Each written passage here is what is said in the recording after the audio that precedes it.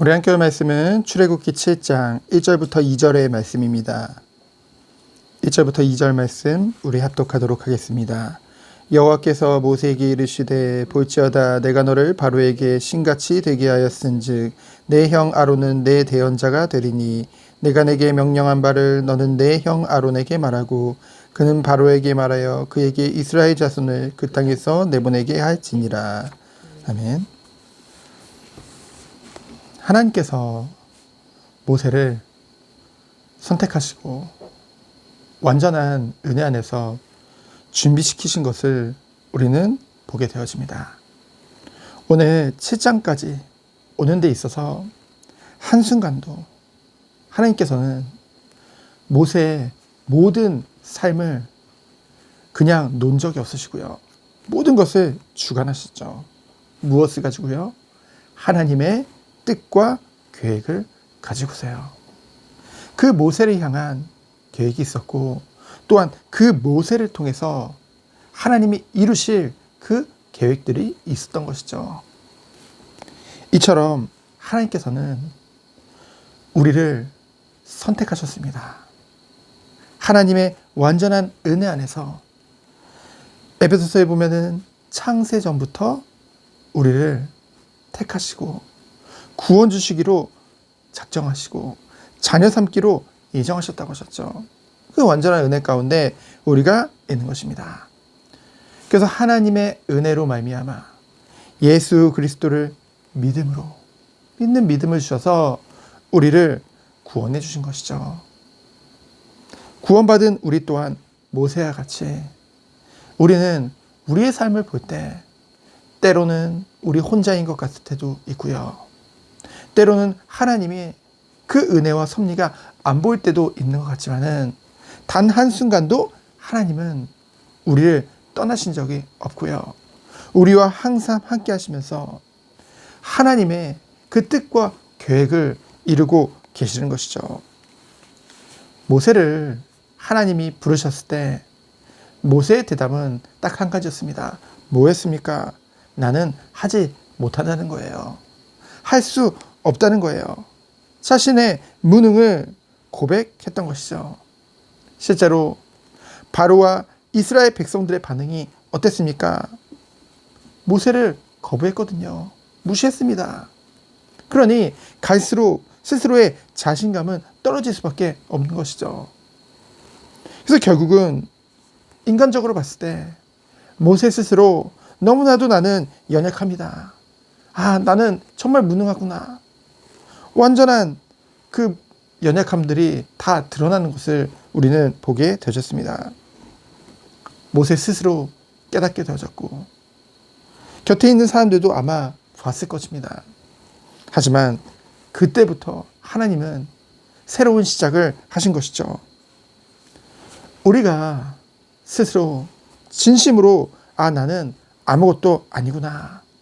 이거는 무기력하고 무능하다는 것을 말하는 것이 아닙니다. 무엇에 대해서 우리가 발견하게 되는 것입니까?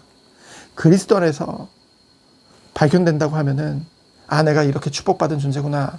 내가 이렇게 은혜 받은 존재구나. 내가 이렇게 대단한 하나님의 사랑을 받는 존재구나.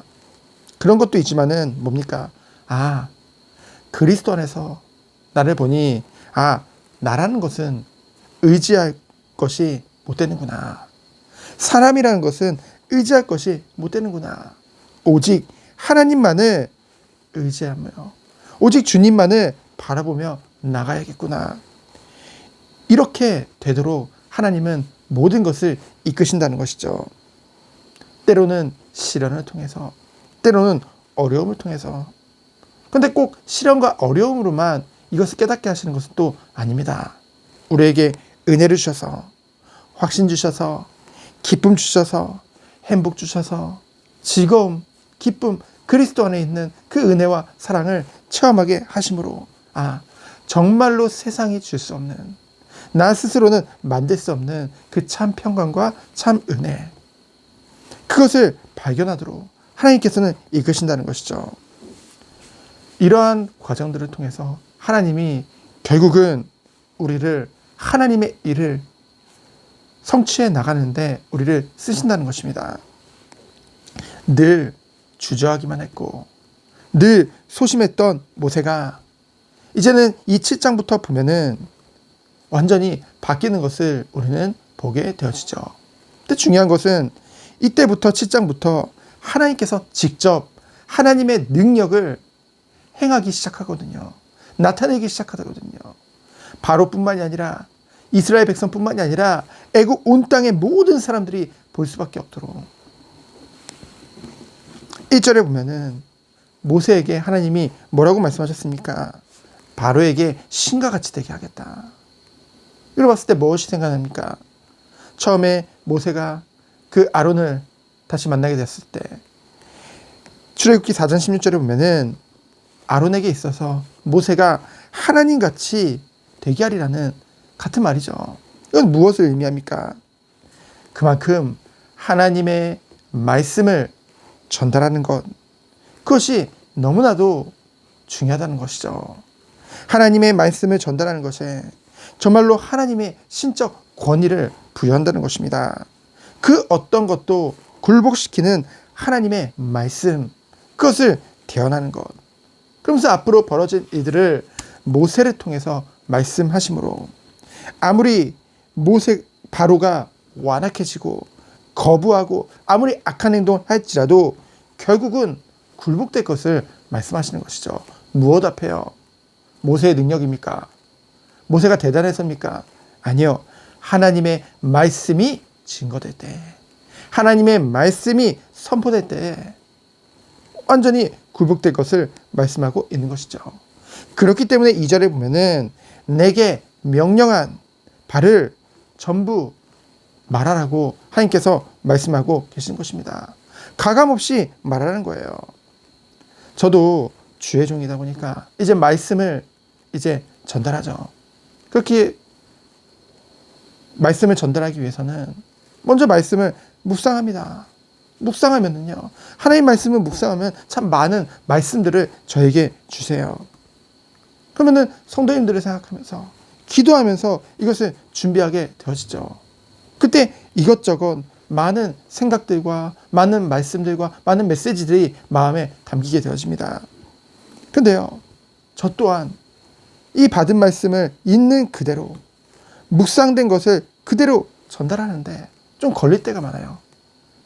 때로는 이 사람이 걸리고 때로는 저 사람이 걸리고 사람을 바라보는 겁니까? 그게 아님에도 불구하고요. 그래서 저는 예화를 많이 안 하는 이유, 자제하는 이유 또한 여기는 것이죠. 내 생각이 들어가는 경우가 있다는 거예요. 하나님이 정말로 원하시는 것은 무엇일까?